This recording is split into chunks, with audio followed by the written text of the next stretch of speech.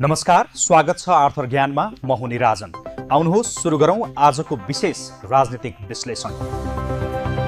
2082 साल चैत्र 13 गते दिउँसो 12:34 काठमाडौँ।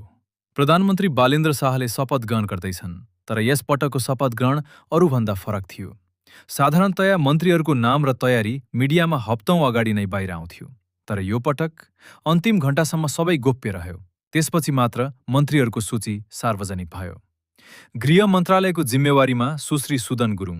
यो निर्णयसँगै राजनीतिक मञ्चमा हलचल सुरु भयो। माननीय श्री सुदन गुरुङ, मन्त्री गृह मन्त्रालय।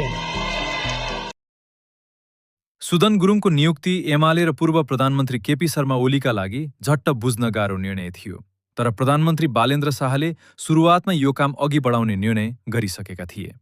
शपथ ग्रहणपछि मन्त्रीहरू राष्ट्रपति निवासबाट सिंहदरबारतिर लागे। गृहमन्त्री सुदन गुरुङले प्रहरी र सशस्त्र प्रहरी बलका प्रमुखहरूसँग करिब 1.5 घण्टा छलफल गरे। यो बैठकमा ओली र रमेश लेखकलाई पक्राउ गर्ने प्रक्रिया अन्तिम रूप दिइयो। 4:30 बजे एरेस्ट वारेन्ट तयार भयो। बिहान 5 बजे रमेश लेखकको निवासमा पुलिस पुग्यो र उनलाई सजिलै नियन्त्रणमा लियो। गुन्डुस्थित केपी ओलीको निवासमा भने भिडभाडका कारण केही समय लाग्यो, तर अन्ततः बिहान 6 बजेतिर ओली पनि पक्राउ भए।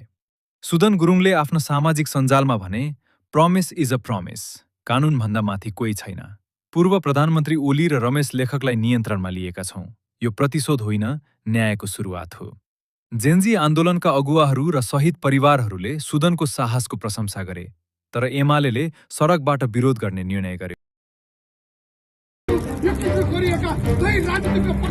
अब नेपालले नयाँ दिशा लिन लागेको छ।